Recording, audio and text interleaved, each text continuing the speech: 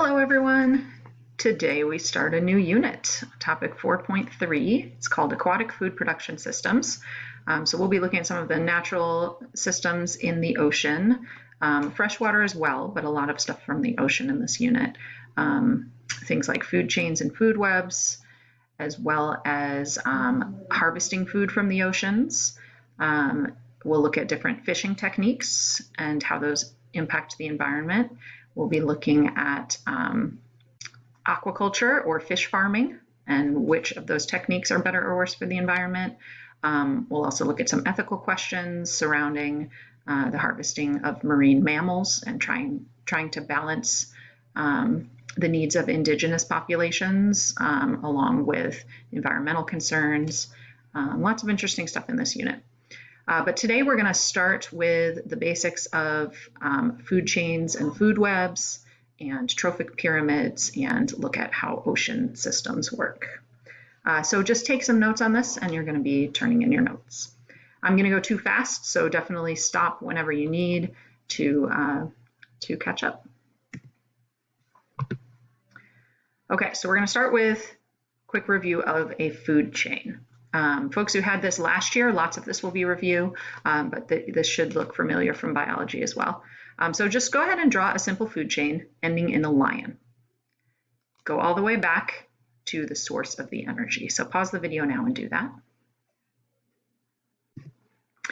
So maybe you have something like this. The lion is eating some other antelope type organism maybe, which then eats grass. I think lions, being carnivores, are going to eat another animal, and that animal is probably going to eat a plant. And then all of this comes back. We can trace this energy back to the sun in all cases. So one thing to notice is the arrows. Notice the arrows go in the direction of energy flow, not at what eats what. So it's going to be pointing the way that the energy is moving. So if this deer eats this grass, the energy goes from the grass to the deer. So double check your food chain that you drew and make sure you have the arrows going the right direction. Here's another example of a simple food chain. I'm going to use this to show you some new vocabulary, or maybe old vocabulary. So we've got autotrophs and heterotrophs. These are words you should know. So autotrophs make their own food. Heterotrophs don't make their own food. They have to eat in order to get food. So autotrophs are going to be whatever you have as a plant. Heterotrophs are anything that eat something else. So label yours on your food chain. Some other vocab that you should know are producers and consumers. And within consumers, we can get into primary, secondary, tertiary, quaternary is the fourth one. There are more, but I don't remember what they're called. So a producer is the same thing as an autotroph. It makes its own food. A consumer is the same thing as heterotroph. It consumes other organisms. But as we go up the food chain, you can distinguish what kind of consumer they are. So for example, a producer and our autotroph, those are the same things. Label yours on your own diagram. We have a primary consumer eats producers. That's the base of the consumers. A secondary consumer eats primary consumers. And you guessed it, a tertiary consumer eats secondary consumers. Sometimes they eat from more than one level below them, but whatever the highest thing they eat, you're going to put them one level above that. So label your own. We can also draw this thing called a trophic pyramid. It is a pyramid shape because down at the bottom, the producers, you're going to have more energy and more, usually you have more individuals at the producer level, as well as more biomass. Like if you just weighed all of those producers, they would weigh more. So our plant is our producer. You can see here how I've set our food web up next to it, so you can see how they align our tertiary consumers up at the top. And so the whole idea here is we've got more producers than primary consumers, then secondary consumers, then tertiary consumers. Sometimes you have like a really big organism that's a producer, so you might actually have lower numbers, but if you look at the biomass, you're still going to have more stuff at the producer level. So population getting lower and energy decreasing as we go up. So I want to think about why it is that energy is decreasing. So this dude's about to eat 5 pounds of chicken. Does that mean he's going to gain 5 pounds? Is he going to keep all of that biomass within him? The answer is no, right? So think about where some of that energy goes. I want you to think about that for a minute. Where does the energy go? Some of it is used by the organism, right? Some of it is used as I do things like move around. I'm using that energy to do something like motion. Some of it is keeping my body warm. Some of it is probably becoming part of my own cells. So I am taking part of that as part of my own biomass. But 90% of it is lost between each trophic level. Some of that is because it's used by the organism, but a lot of that energy is lost as heat that dissipates out to the environment. So 90% is lost, 10% moves on each time. So that's why we draw it represented by a pyramid. We should really draw it by bars that get much smaller each time we go up, 10%. So pyramid isn't exactly right either, but it shows that it gets smaller as you go up. Okay, so now let's shift. We've been talking about terrestrial food webs so far. Actually, so far I've only showed you chains that are direct. A food web just has more organisms interacting. You'll see some here in a minute. So now let's look at an aquatic food chain. A penguin also lives on land, but eats things in the ocean. So we're going to get into the ocean here. So go ahead and try and draw a food chain or a food web, tracing the energy back to its source that ends in a penguin. Pause the video and do that.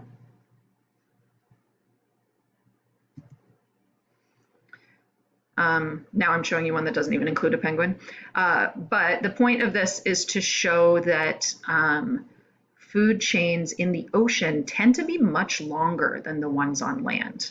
You still have loss of energy as you go up, but food chains in the ocean tend to be longer. There's a lot of possible reasons for that. People aren't super sure, but I was reading some stuff about this just now, and there's a bunch of theories about it. One is that since the ocean fluctuates, the temperature of the ocean fluctuates less than on land, organisms spend less energy trying to regulate their temperature. Another reason is with a 3D environment and more places for organisms to hide and more complex food webs, organisms tend to spend less energy hiding from predators, as well as moving around, because on land, gravity impacts organisms more, so they spend more energy in motion. There's all kinds of theories like that. But the bottom line is that food chains tend to be longer in the ocean. You don't often get up to quaternary consumers on land. The other thing to notice is in your food chain with your penguin, how did you get all the way back to the sun? So at some point you had to get to some primary producer, some producer that makes their own energy. So a lot of those are, well, most of them are called phytoplankton. So we are going to learn a little bit about phytoplankton because they're cool. I'm not really expecting you to have a lot of notes from this video, just a little bit, but mostly it just kind of gives you a cool visual of the complex food webs that are happening in the ocean.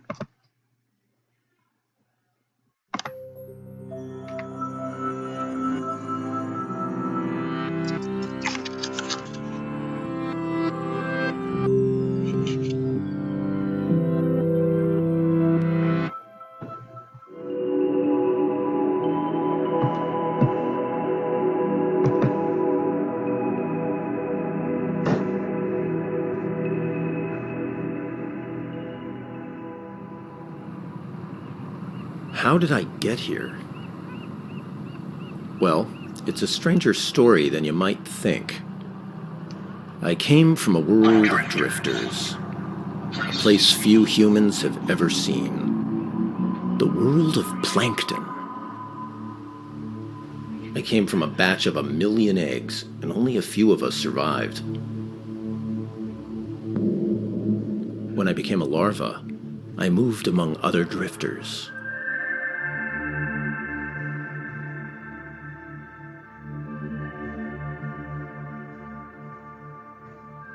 My fellow plankton came in all sizes, from tiny algae and bacteria to animals longer than a blue whale.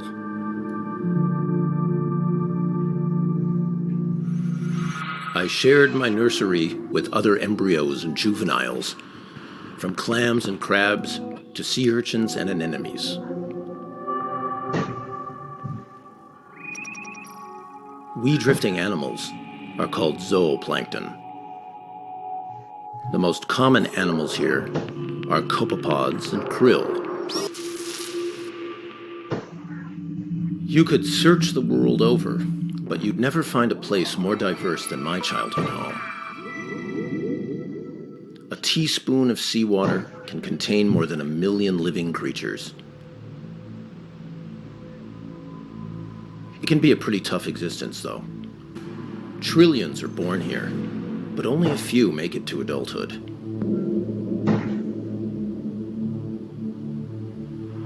He may be no larger than a pinhead, but this crab larva is an arrowworm's worst nightmare.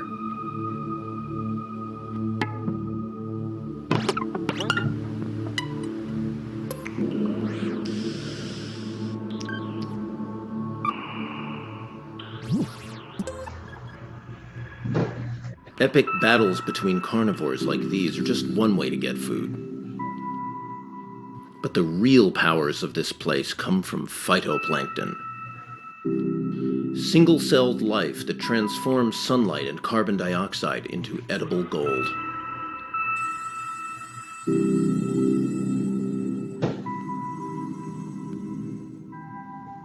Phytoplankton are the base for the largest food web in the world. During the night, many animals like me would rise up from the depths to feed on this sun-powered feast. I was part of the largest daily migration of life on Earth. During the day, I'd return to the darkness where I'd join my bizarre companions. Cannibals, like this sea butterfly mollusk that eats its next of kin.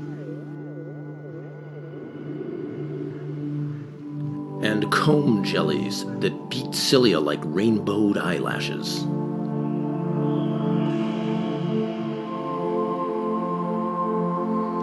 Some of these snare their prey with sticky tentacles, while others just take a bite out of their cousins. And siphonophores that catch prey with toxic fishing lures.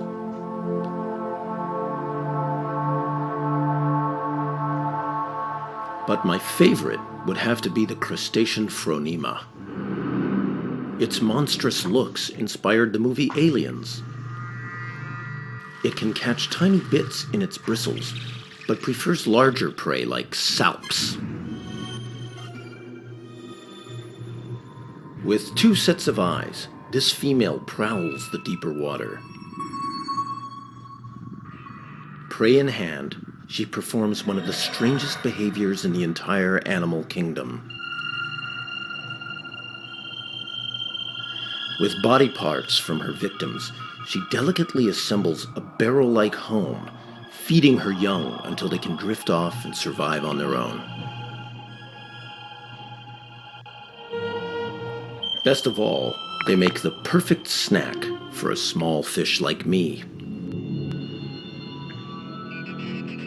Here among the plankton, the food web is so tangled and complex, even scientists don't know who eats whom. But I do. At least now you know a bit of my story. There's so much more to me than just a tasty meal.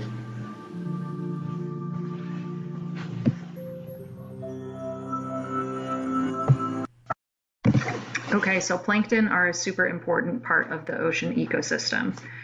So to talk about that, we need to understand the term primary productivity, which is this, the rate at which energy is converted by photosynthetic and chemosynthetic autotrophs to organic substances.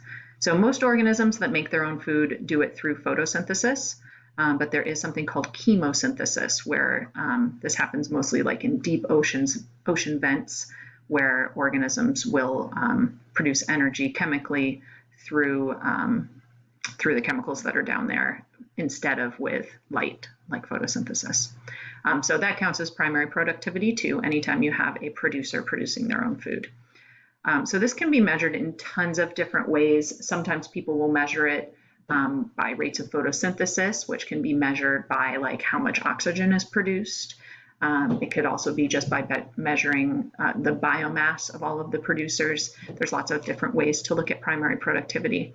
But what we mean when we say primary productivity is just either how much photosynthesis is happening and chemosynthesis, or how many producers there really are.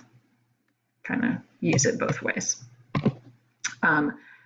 So energy, of course, just like terrestrial food webs, the energy comes from the sun.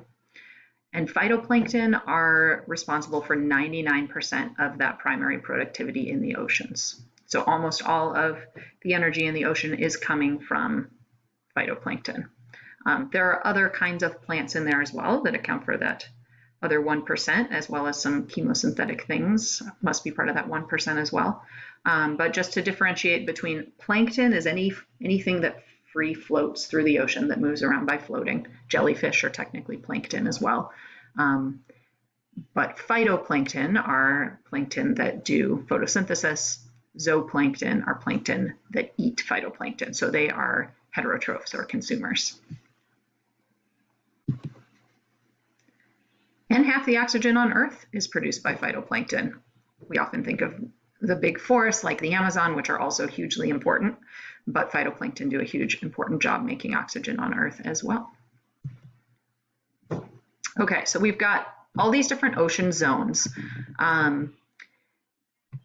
And the most important one here for us is the Photic Zone.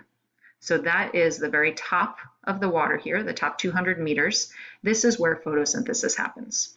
So as far as marine food webs go, the Photic Zone is super important. Most of living things in the ocean exist in the Photic Zone. It's very hard to survive down below where the light will penetrate. So pause the video, take some very basic notes on each one of the zones, giving most of your attention to the Photic Zone. Also, nutrients in the ocean like nitrogen and phosphorus are two good examples, the most important ones. They are cycled around through living things and through other, through the water and things in the ocean, dead matter, things like that.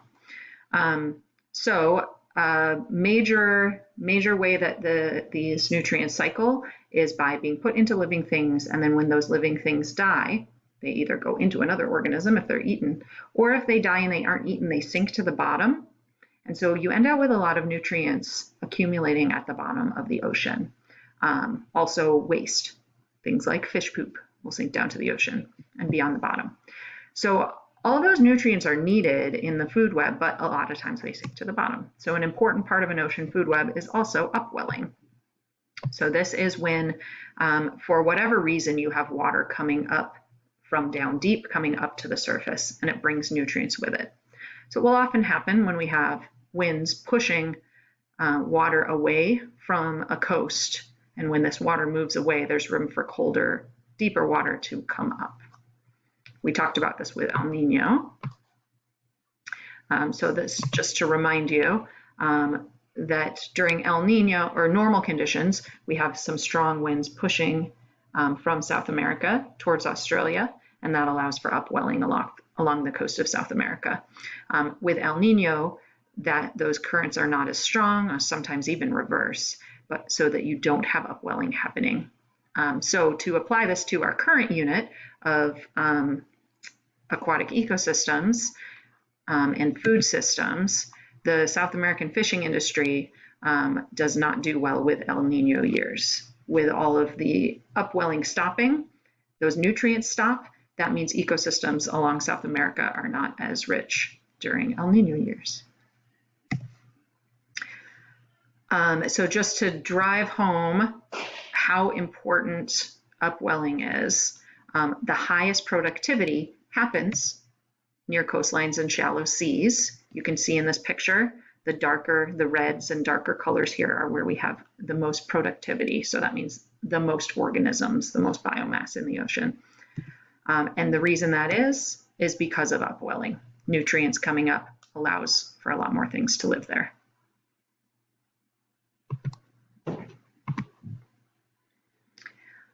So upwelling is a major source of nutrients moving around, but here is another one.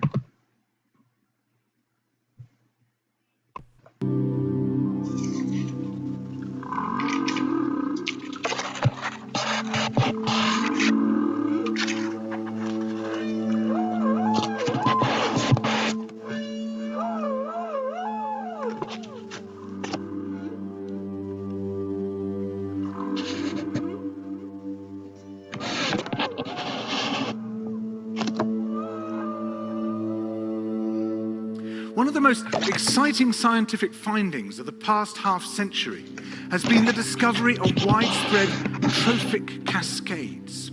A trophic cascade is an ecological process that starts at the top of the food chain and tumbles all the way down to the bottom. We all know that whales eat fish and krill, and some people, certain politicians in Japan for instance, have argued that killing whales is good for human beings, as it boosts the food available for us to eat. And so you would think. But as the great whales declined, so did the numbers of fish and krill. It seems counterintuitive. Surely their numbers would rise as their major predators disappeared. But it now turns out that whales not only eat these animals, they also keep them alive. In fact, they help to sustain the entire living system of the ocean. Whales feed at depth in waters that are often pitch dark, and then they return to the surface, to the Photic Zone, where there's enough light for photosynthesis to happen. There they release what biologists call fecal plumes, vast outpourings of poo, poonamis. These plumes are rich in iron and nitrogen, nutrients which are often very scarce in the surface waters. And these nutrients fertilize the plant plankton that lives in the only place where plants can survive, the Photic Zone. Fertilizing the surface waters isn't the only thing the whales do. By plunging up and down through the water column, they also keep kicking the plankton back up into the Photic Zone, giving it more time to reproduce before it sinks into the abyss.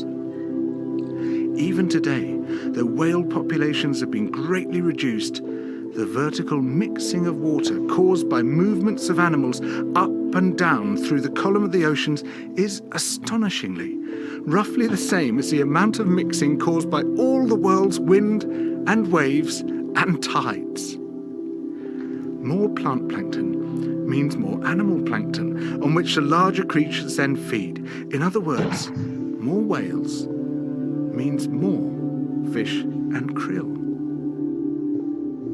But the story doesn't end here, because plant plankton not only feeds the animals of the sea, it also absorbs carbon dioxide from the atmosphere. When eventually it sinks to the ocean floor, it takes this carbon out of circulation down to a place where it remains for thousands of years. The more whales there are, the more plankton there is. The more plankton there is, the more carbon is drawn out of the air. When whales were at their historical populations, before great numbers of them were killed, it seems that they might have been responsible for removing tens of millions of tons of carbon from the atmosphere every year. Whales change the climate. The return of the great whales, if they're allowed to recover, could be seen as a benign form of geoengineering. It could undo some of the damage we've done, both to the living systems of the sea and to the atmosphere.